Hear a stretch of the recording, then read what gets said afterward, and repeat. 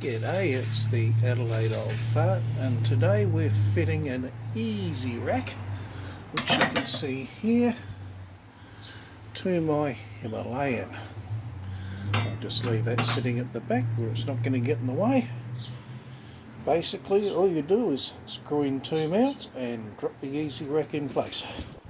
But the first thing you have to do, you have to remove a bolt from each side from the mounting plates on the bike. As you can see, the plate it's got the angle there. That's the one right at the front, and you'll need a 6mm Allen key. Now, the factory uses Loctite, so these can be a bit tricky to remove. So I'm going to give it a wrench. When that doesn't work, I'll turn the...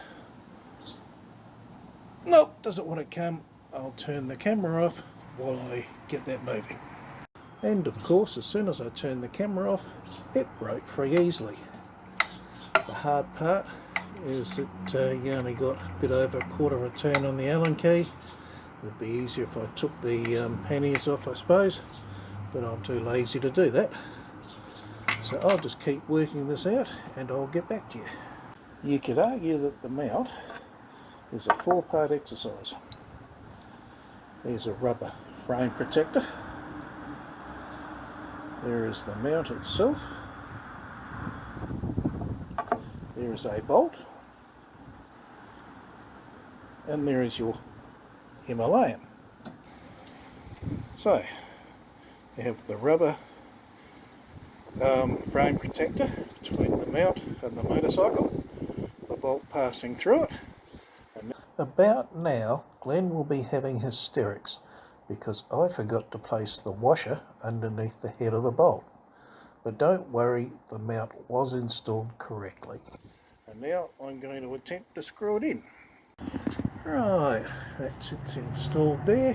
You have the mount, you have the bolt, the washer, and the little bit of rubber behind it. At this stage it's only done up finger tight because we now have to drop the carrier into place. And Glen's now spilled his beer because I forgot to tell you that you need to do the same thing on the other side of the bike. And that's it mounted. Bolts have been done up tight. Now I'll just lift this off if I can. There we go. Just lift it off. The legs of the frame, legs of the rack go into those two mounts. They're a pretty tight interference fit. I have to spring mine a bit. I might do something about that. There we go.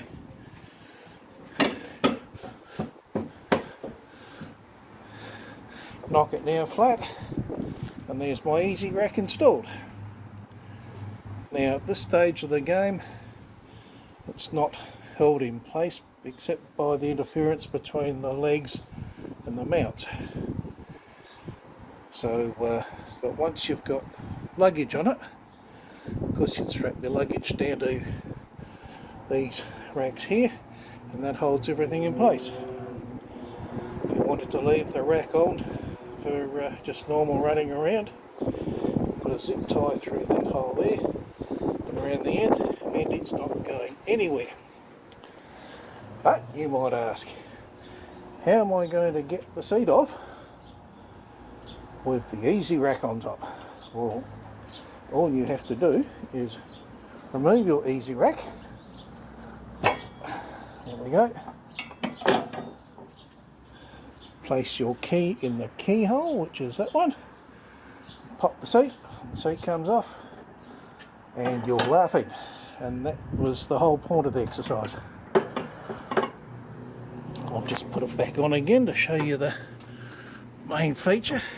Right, so why do you need something like the EEZEE Rack? Well, I don't know if you've ever looked closely at your Himalayan, but you'll notice that that factory rack is the same height as the top of the panniers, but the seat's 3 or 4 centimetres lower.